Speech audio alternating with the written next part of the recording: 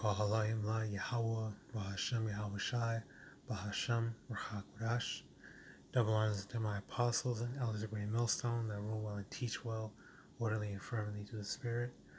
To the Akim, my fellow laborers, risking their lives and fearing to push His word out in truth and sincerity. To the Akim, YAHAWAH, listening and learning, being doers of the word and abiding in the faith. And to the speckled birds scattered abroad that look like the other nations but are truly Yasharallah through the Spirit. Shalom Barakatam. This is your fellow servant and brother RAWCHAA from the GMS Orlando camp. And I just want to make a quick lesson on this video that I saw on Twitter of a squirrel leaving a cookie by this so-called white person's door. You know, I mean, the video kind of speaks for itself. It raises a lot of questions. You know, like, where the hell did this squirrel get this? It looks like a perfect cookie, like untouched. You know, why? It's just very strange and not really normal. You know, usually animals are coming to humans to be fed. You know, so a squirrel especially, very jittery animals. Squirrels are to be leaving food. You know, a wild animal to be leaving food for somebody. You know, and the caption says because the woman always feeds the squirrel, but it's still like, that's still pretty crazy. But really, it's all through the Spirit. When you look at it through the Spirit, then you know it's the Lord. It's really an example for the hopeful elect to look at and be like, wow, yeah, the Lord really about to do, you know, what He said He was going to do. And the same things that happened aforetime, they're going to happen again. Okay? Because I want to get this example in the book of First Kings, right? Or matter of fact, we can read this first. Isaiah 65:13. Therefore, thus saith the Lord, Yahweh power, behold, my servant shall eat, but ye shall be hungry. Behold, my servant shall drink, but ye shall be thirsty. Behold, my servant shall rejoice, but ye shall be ashamed. Behold, my servant shall sing for joy of heart, but ye shall cry for sorrow of heart, and shall howl for vexation of spirit. So, hey, we're going to be eating while everybody else is starving. And famine is not a good way. It's not a good experience, man. Because you're pining away, your body's eating itself, trying to survive. You know, America's full of fat asses, so it's a whole lot of 4 square meal a day eating, you know, lazy, no exercise getting, alright, calorie hoarding, freaking can't go 8 hours, let alone 24 hours plus without eating snacks in between their meals every single day. Babylonians, man. Okay? So you can imagine how bad famine in this place will get. Okay? I mean, people are going to be resorting to cannibalism. And there's going to be plenty of fat to chew on. You know? People are going to be freaking eating their family members, eating their children. Eve already did that in the ancient world. They're going to do it again. You know, people are going to be losing compassion for each other. You know, people are going to be just bugged out. So in the midst of that, the full storehouses appearing empty, no imports, no nothing, no crops growing, no fruits, vegetables, nothing. The Lord is going to be feeding us in however way He pleases. You know, just like with your parents when they said it was time to eat. You didn't question them. You didn't, oh, how did you make this? Or where did you get the money to buy the food and blah blah blah. No, you revered, honored, and had a level of faith in your parents, knowing that, hey, they're just gonna feed me. I don't gotta worry about nothing. I don't gotta ask nothing. That's grown folk business. Same faith, that even much more faith that you should have in YAHAWASHI and how He will and has been and will continue to provide for us. Okay, you don't gotta worry about, oh, squirrel, dirty squirrel, and where the squirrel get it, and do we got hair on it, and oh, he left it on the floor, or some shit like that. Or, man, this is miraculous in itself. This is already an amazing spiritual thing going on. Like, why would you, start questioning it and doubting the power of YAHAWASHI? Because check this out, man. 1 Kings 17:1. And Elijah the Tishbite, who was of the inhabitants of Gilead, and real quick, I just want to go into this because I love going into the blue letter, as taught to us by the apostles and elders of Great Millstone on down.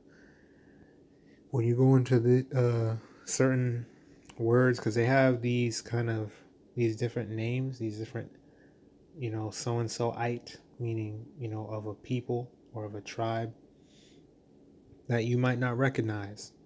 And so I went to the blue letter, and you can find it either in Outline of Biblical Usage or Strong's Definitions, or you can go down to the lexicon, usually in the Hebrew Chaldee, Gesenius's Hebrew Chaldee lexicon, with a lot of the italic text in the black background. They will have the information of where it goes back to. So Tishbite, it says noun, taken from a town of Naphtali, right? So looks like Elijah was of the tribe of Naphtali. And I see that a lot when I go into the blue letter. It shows some things like that a lot. Matter of fact, while I'm on the subject, Gilead, you can also see that with Gilead, right? Let me see. A mountainous region bounded on the west by the Jordan, on the north by Bashan. Okay. A couple people had that name, a Gadite, right? So when you look at this Hebrew Chaldee lexicon, and you look down a bit over, where is it at? Right here, you start over here. It says, it is hence applied to the whole mountain tracts between Arnon and Bashan, right, which the scriptures mentioned a couple times before, inhabited by the tribes of Gad, Reuben, and the half tribe of Manasseh. So it goes into it, like throughout, it goes into the history and the context. When you go into these names, these words, and these the names of these cities and things like that, right? It says, it is therefore used for the tribes of Gad and Reuben, for the tribe of Gad, and it gives you the precepts where you can find it at, right? And then it says, the land of Gad and Gilead are spoken of together. It once comprehends even Bashan and extends to the northern boundary of Palestine. So it shows you, that area and all that. All right. So I just wanted to, show y'all that real quick. But it says, and Elijah the Tishbite, who was of the inhabitants of Gilead, said unto Ahab, as the Lord Yahweh power of Israel liveth, before whom I stand, there shall not be dew nor rain these years. Right, so nothing going to grow. It's going to be a famine. But according to my word.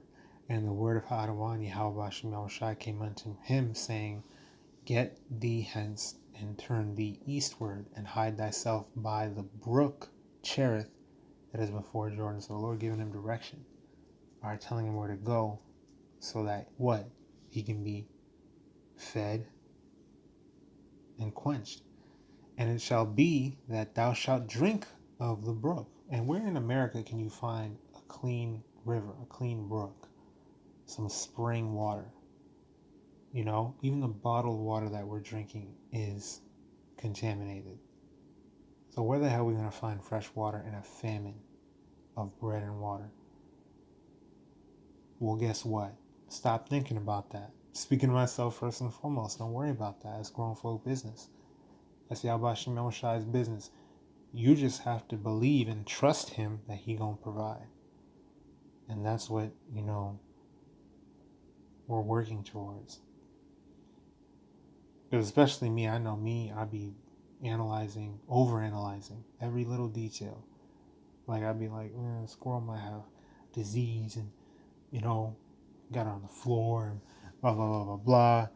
Bro, in that time, you gonna eat some, man, you hungry, you gonna eat it, okay? You gonna eat, you gonna be grateful for whatever you find, okay?